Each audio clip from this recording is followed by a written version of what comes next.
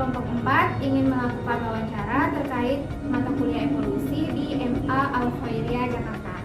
Let's go! Selamat menyaksikan. Yang ngajar asal perguruan tinggi dan jurusan waktu. Oh iya, kalau nama Siti Marina, kemudian usia ya? Iya. Usia saya udah 41 kayaknya. Kayaknya. 41, ya udah tua, 44. Kemudian kalau ngajar, sebenarnya kalau mau ngajar udah dari tahun 2000. Tapi 2000 itu saya masih jadi mahasiswa kan, baru jadi mahasiswa. Kalau terhitungnya itu ya dari 2005 ke sini, 2005 ke 2022 berarti 17 tahun kalau pengalaman mengajar ya. Kelasnya gitu. Kemudian Asal perguruan. kalau asal perguruan tinggi saya tuh kuliah S2 2 kali. Kalau yang pertama ya memang saya sebenarnya bukan guru biologi sebenarnya nih. Kalau ngikut yang pertama S1 Syariah dan Hukum UIN Syahid Jakarta, ini menguatkan juga sih. Nanti kalau ngobrol teori evolusi kurang syariah, aku ngomongin kayak gini. Gak apa-apa, berani. Kemudian karena rezekinya mengajar, jadi nggak ngambil S2, S1-nya lagi di pendidikan biologi Uninka gitu. Tahun berapa tapi ya 2014 baru lulus gitu. 2012 masuk, 2014 lulus dari Uninka Pendidikan Biologi. Assalamualaikum warahmatullahi wabarakatuh, Ibu. Waalaikumsalam warahmatullahi wabarakatuh. Kami dari mahasiswi Universitas Jakarta PGRI. Kami datang ke sini ingin mohon izin mewawancarai mengenai teori evolusi. Ya. Jadi kami meminta pendapat dari Ibu, bagaimana pandangan Ibu dan pendapat Ibu mengenai teori evolusi. Iya, siap ya. Silakan Kak. Untuk pertanyaannya dimulai dari saya. Yang pertama, menurut Ibu teori evolusi itu seperti apa yang Ibu ketahui? Iya. Teori evolusi kalau di kelas 12 beradanya ya, tadinya di kelas 12 untuk tingkat SMA atau madrasah aliyah ya. Di sini kan akan menjelaskan, memaparkan terkait dengan perubahan yang terjadi ya. Di mana dikenal kalau teori evolusi itu dengan teori Lamarck atau Darwin ya. Seperti itu ya. Perubahan yang terjadi secara konteks lama dengan proses mutasi misalnya atau yang lain, seperti itu secara umum kali ya. Ya, secara umumnya. Kemudian untuk pertanyaan selanjutnya, apa yang Ibu ketahui tentang tadi yang ilmuwan Darwin, Lamarck, kemudian dan adanya sains alam, pendapat Ibu bagaimana? Iya, kalau kita ketahui kan memang teori evolusi banyak orang ketahui lah ya, karena kalaupun nggak belajar di kelas 12 versinya tuh banyak di media sosial juga ya, bisa dibaca lah kurang lebih seperti itu, maupun yang awam sekalipun biasanya suka ada ngehnya juga ya, karena kaitannya dengan teori yang disampaikan oleh Darwin atau Lamarck gitu kan. Versinya kalau Lamarck itu kan kondisinya contohnya jerapah leher ya kan menjadi lambat laun gitu kan, panjang. Kenapa konsepnya ada jadi lehernya panjang kalau versi Lamarck ya kan? Karena ada adaptasi yang terjadi ya, karena pohon pada saat itu kan tinggi sehingga jerapah menjadi perubahan karena ada adaptasi atau perubahan lingkungan seperti itu. Kalau Darwin sendiri versinya mungkin yang seleksi alam ya. Jadi pohonnya tinggi-tinggi, jadi jerapah yang lehernya pendek maka dia akan punah ya kan, mati lah, kata mati dan punah. Artinya yang tidak bisa bertahan hidup gitu maka dia akan mati. Versi inilah yang bisa terkadang atau filosofis barat ya mengungkapkan dari teori evolusi juga nih ya, tentang sebuah falsafah hidup ya, yang nggak bisa maka dia akan mati ya kan gitu. Itu yang saya ketahui. Kemudian untuk menurut Ibu ada atau tidak keuntungan dari kita jika kita mempelajari teori evolusi?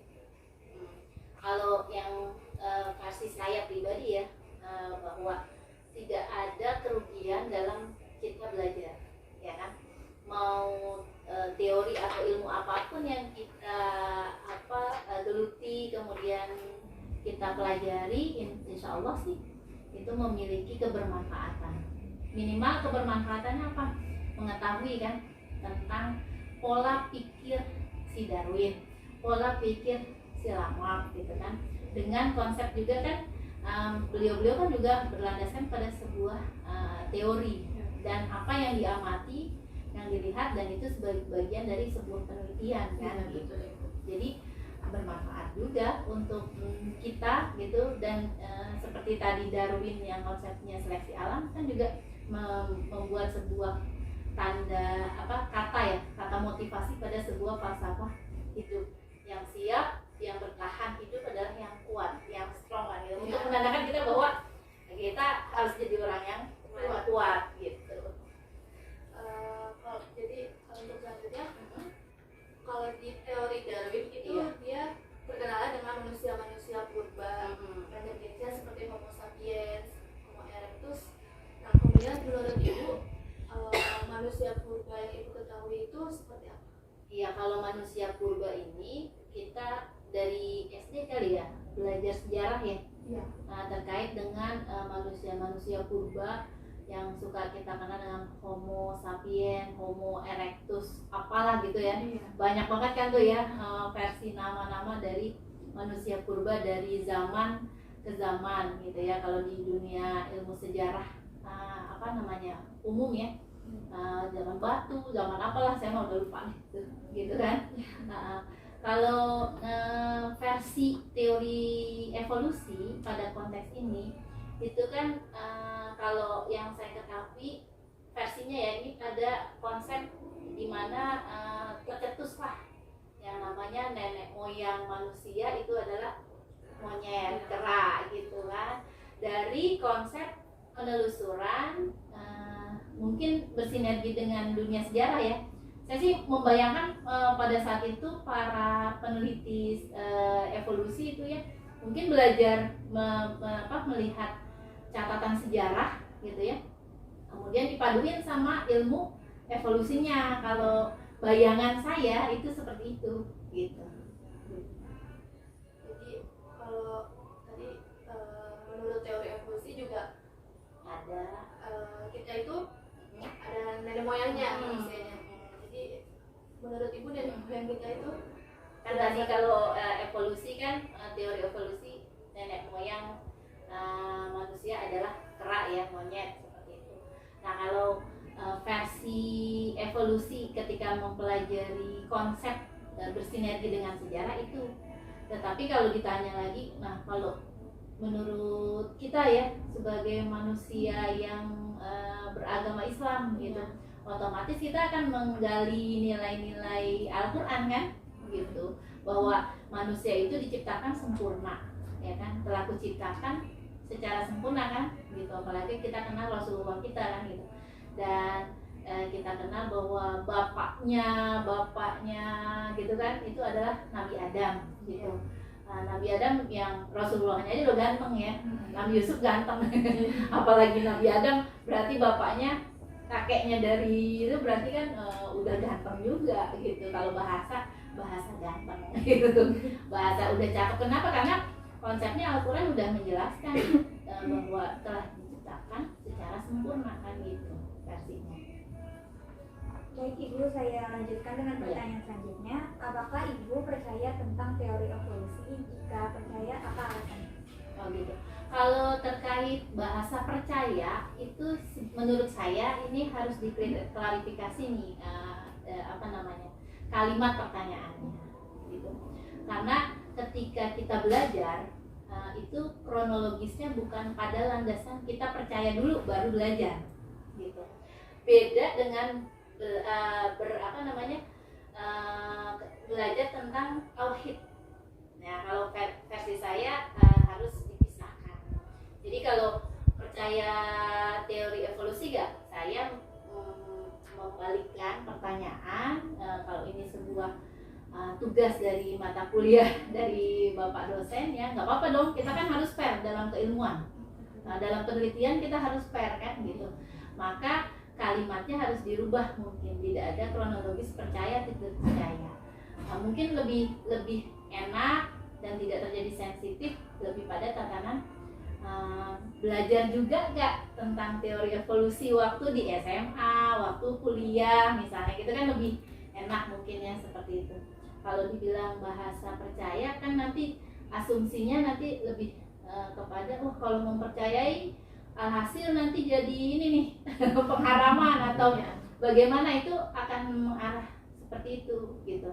Nah mungkin satu ya, pada pertanyaan seperti ini bukan menyanggah sih, kalau bisa diperhalus kalimatnya mungkin nanti kalau menjadi identitas saran ya. Kan biasanya kalau kita ada tugas tuh ada kesimpulan dan saran.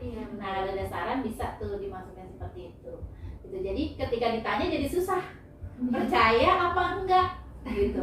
Buktinya Anda sendiri mahasiswa, saya juga dulu jadi mahasiswa biologi, buktinya juga ada mata kuliah evolusi, dan itu menjadi kerangka kurikulum dalam Kemenristek sendiri kan gitu.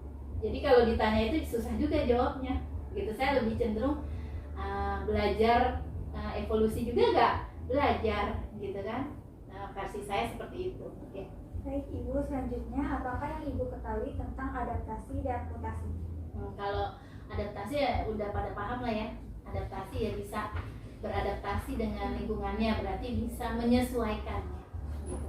Kalau seleksi ya Mutasi Bu. mutasi. Kalau mutasi kan kromosom atau gen kan terjadi perubahan ya, dengan beberapa karakteristik ya, bisa nambah, bisa berkurang ya, bisa macam-macam kan, konsepnya seperti itu. Baik Ibu, pertanyaan selanjutnya, maaf pertanyaan selanjutnya agak sensitif. Apakah kepercayaan yang Ibu anut? Islam. Pakai jilbab sih ya videonya. Kan kalau bilang Islam punya Kristen itu lagi bahaya juga. Biar aja Pak Yudi dengar. Jangan dikerokin. Selanjutnya Ibu, apakah kepercayaan yang Ibu anut mendukung teori evolusi? Berikan alasan. Kalau menurut saya sih dua versi yang berbeda ya. Ketika belajar teori evolusi itu adalah pure membahas tentang perubahan yang terjadi. Perubahan bisa karena adaptasi, perubahan bisa karena seleksi alam gitu. Versi saya gitu ketika ngobrolin evolusi. Tapi ketika bicara agama yang notabene selalu dikaitkan evolusi itu pada nenek moyang kera, itu mungkin berbeda kotak ya. Kalau menurut saya seperti itu versinya. Jadi kalau apakah menurut agama yang Ibu anut, nah kan berarti apakah menurut agama Islam gitu.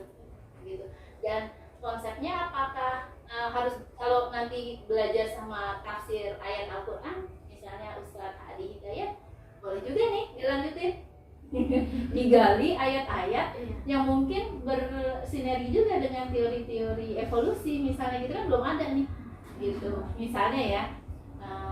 Kan ada COVID, jadi Ustadz Hadi Hidayat gali obat COVID nih dari ayat Al-Quran, ada kayu ini kan gitu, sampai tercetus Husnul Hindi kan gitu. Karena ada di Hindia ya, Samudra Hindia. Nah kalau pertanyaan yang ini bisa juga nanti digali lebih lanjut kan versinya gitu. Kenapa saya bilang gini? Karena saya yakin kawan-kawan mahasiswa itu punya intelijensi yang berpikir besar dan juga mengkritisi gitu. Kalau mahasiswa yang cuma nyelesain tugas mah ya udah selesain aja. Dan ini bisa menjadi bagian juga dari Bapak Ibu dosen kita di kampus yang secara kronologis penugasan seperti ini bisa menjadi kajian lebih lanjut gitu. Kalau hanya menyelesaikan tugas kan udah selesai nanti ya. Nah, tetapi apa tindak lanjut? Nah, rencana tindak lanjut kita terhadap hasil wawancara yang sudah dilakukan oleh kepada ibu-ibu yang guru biologi gitu kan misalnya seperti itu. Jadi jawaban saya sih begitu ya Kak. Baik Ibu, akan saya lanjutkan. Siapakah manusia pertama menurut agama yang Ibu percayai? manusia pertama menurut Al-Quran atau hadis ini? Iya, ya udah jelas ya, kita udah tahu ya siapakah Nabi Adam gitu. Iya, kan siapa kan pertanyaannya udah Nabi Adam.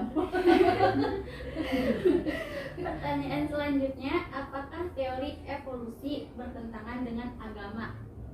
Ya itu yang saya bilang, teori evolusi yang dipelajari pada keilmuan itu mungkin referensi galian dari sebuah pola pikir seseorang kan, bisa lama bisa Darwin gitu kan, pencetus teori evolusi gitu. Tetapi kalau obrolannya percaya ya, itu kan beda lagi konteksnya dengan dunia tauhid atau keislaman gitu versinya. Maka kalau menurut saya nanti nggak akan jadi titik temu ya versinya, galiannya gitu. Belajar ini kan termasuk tolabul ilmi ya, bukan mengkategorikan jatuh tauhid kita karena belajar ini gitu. Kita tetap meyakini Allah itu maha kuasa, maha ada, dan Nabi kita Rasulullah, Nabi Adam adalah manusia pertama, seperti itu. Ketika kita belajar teori evolusi apapun, kita lebih pada notabene posisi yang tadi kan, perubahan yang tadi karena mutasi misalnya atau seleksi alam, lebih pada kapasitas itu gitu, tidak menjatuhkan tauhid kita. Kalau menurut saya sih seperti itu ya, kalau saya pribadi ya gitu. Baik Ibu, selanjutnya menurut Ibu teori evolusi itu masih layak diajarkan di sekolah atau tidak Ibu? Kalau layak dalam kapasitas kalender pendidikan, mungkin kita kurang waktu memang kalau di kelas 12 gitu, kalau untuk layak dari sisi kaldik ya, karena kelas 12 ini kan KD-nya di kelas 12, elemen sasarnya, elemen capaiannya juga di kelas 12 di fase F ya. Jadi kecenderungan sih mungkin ketidaklayakan karena kalender pendidikan yang terlalu kelas 12 tuh ujian kan di akhir gitu. Tetapi kalau rumusannya juga masalah kalender pendidikan, ingat bahwa kurikulum kita juga kurikulum merdeka. Jadi kalau CP-nya kontensnya dibuang bisa nggak? Boleh aja, ya kan? Sah-sah aja, itu kan diserahkan kepada sekolah masing-masing. Kalau sekarang sih lebih enak ya. Nah gitu, kalau versi saya kategori layak atau tidak. Sekarang udah nggak ada bahasa layak atau tidak. Silakan guru mempersepsikan sendiri kebutuhan yang harus ada dan memang wajib, atau bahasa wajib apa yang namanya, memang harus ya ke peserta didik. Tapi kalau ini udahlah nggak usah, nggak penting-penting amat, misalnya gitu, bisa dipelajarin di tingkat mahasiswa gitu kan. Sama ketika kita belajar sistem peredaran darah kan, nah itu kan ada limfa gitu, itu kan susah juga, udah lempar aja nanti di kampus dia kalau fakultas kedokteran gitu. Nah kita cuma menyampaikan dan nggak esensial di SMA, nggak apa-apa gitu. Kalau menurut saya pertanyaannya bisa kita tindak lanjut pada kategori kita udah kurikulum merdeka, jadi guru bebas aja menentukan konten yang masih tetap berlaku juga gitu kan, versinya sih gitu. Lebih enak lah kalau sekarang. Kalau dibilang layak tidak layak kan nggak layak, nggak usah, ya udah nggak usah, nggak apa-apa kan gitu versinya ya. Tapi kalau bahasan saya sih seperti itu. Saya pribadi untuk teori evolusi itu jarang sekali membahas secara gambling gitu, kayak nggak pernah, cenderung anak lebih pada penugasan aja gitu. Penting dia tahu secara umum dan juga tidak mengkategorikan pada asumsi-asumsi yang manusia purba tadi. Kalau saya ya. Saya lanjutkan lagi ya Bu. Iya. Apa yang Ibu ketahui tentang Zionisme, Freemason, Illuminati, dan Dajjal Ibu? Ini bahannya dalam ya. Kalau versi ini sih menurut saya juga nggak ada kapasitasnya nyambung ke evolusi juga ya, karena konsep Dajjal sendiri dalam ayat Al-Quran kita itu kan rumusannya memang sudah ada ya. Allah Azza wa Jalla sendiri yang mengkonsepkan dengan akhir zaman nanti gitu. Saya sih nggak mau banyak berceloteh banyak lah kalau untuk ini ya, karena itu kapasitasnya penggabungan dengan bukan teori ya, penggabungan dengan konsep-konsep Al-Quran itu sendiri seperti itu. Karena kalau mau pure evolusi ya evolusi aja dengan kategori yang tadi, mutasi dengan seleksi alam gitu. Thank you. Iya. Baik, Bu, pertanyaan selanjutnya dilanjutkan oleh saya. Siap.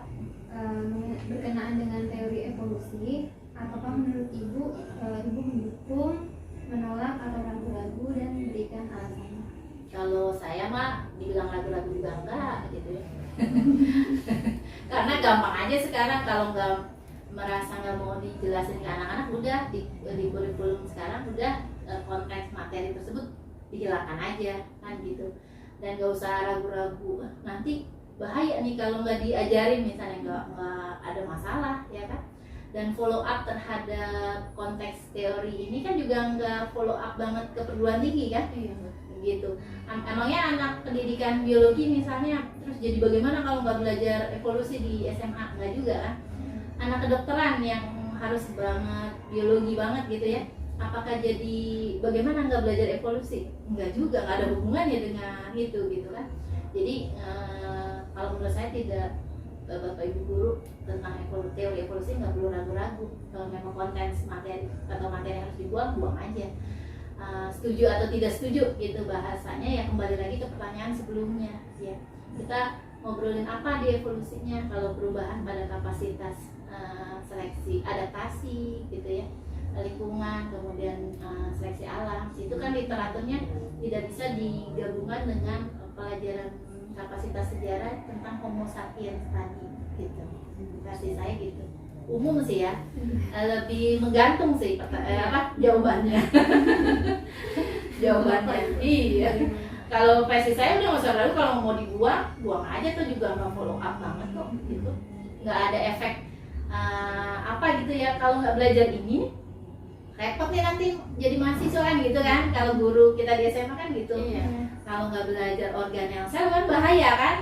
Karena nanti jadi mahasiswa keperawatan, kalau jadi kebidanan, kalau jadi kedokteran kan gitu, ada follow up yang sangat kalau bahaya. Kalau evolusi mah menurut saya nggak bahaya juga kalau nggak dibahas bagaimana kan gitu. Gantung sih, terserah aja nanti. Oke, bisa saya lanjut.